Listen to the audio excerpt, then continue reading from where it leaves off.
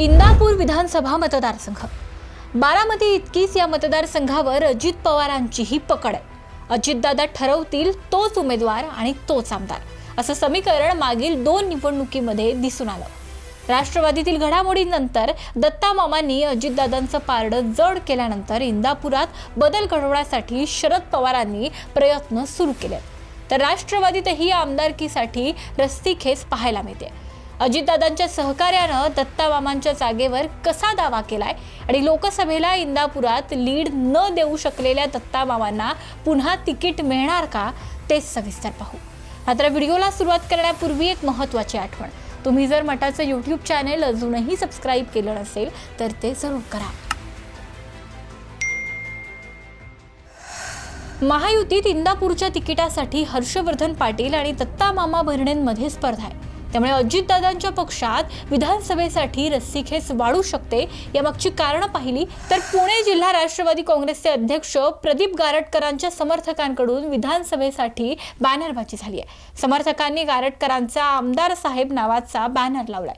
याला प्रत्युत्तर देण्यासाठी दत्ता मामा भरणे समर्थकांनीही बॅनर लावलाय. आमचं ठरत नसतंय, आमचं फिक्सच असतंय असं म्हणत भरणे समर्थकांनी गारटकरांना प्रत्युत्तर दिलंय. इंदापुरातील बॅनरबाजीमुळे राष्ट्रवादीतील अंतर्गत रस्सीखेच उघड्यावर आली आहे. बारामती लोकसभा निवडणुकीमध्ये इंदापुरातून सुप्रिया सुळेंना लीड मिळाली आहे. त्यामुळे दत्ता भरणेंना डावलून नव्या उमेदवाराला तिकीट दिलं जाऊ शकतं असा गारटकर समर्थकांचा अंदाज आहे.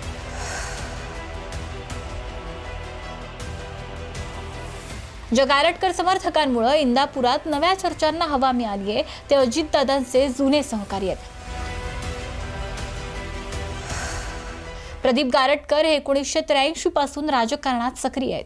पतित पावन संघटनेच्या माध्यमातून गारटकरांनी इंदापुरात स्वतंत्र गट निर्माण केला. 1992 ते 1997च्या काळामध्ये इंदापूरचे ते नगराध्यक्ष होते. 15 वर्ष नगरपालिकेची सत्ताही गारटकरांच्या ताब्यात होती. 1995ला पतित पावन संघटनेकडून विधानसभा त्यांनी लढवली पण त्यांचा पराभव झाला. 1999ला विधानसभेला त्यांनी दंड थोपटले पण तिथेही अपयश आलं. 2004ला गारटकरांनी शिवसेनेकडून हर्षवर्धन पाटलांना कडवी झुंज दिली पण पराभव स्वीकारावा लागला. 2006ला गारटकरांचा राष्ट्रवादीत प्रवेश झाला. 2018 पासून ते राष्ट्रवादी पुणे जिल्हा राष्ट्रवादीच्या अध्यक्षपदाची धुरा सांभाळत आहेत आणि राष्ट्रवादीतील सगळ्या घडामोडींनंतर त्यांनी अजितदादांना साथ दिली आहे.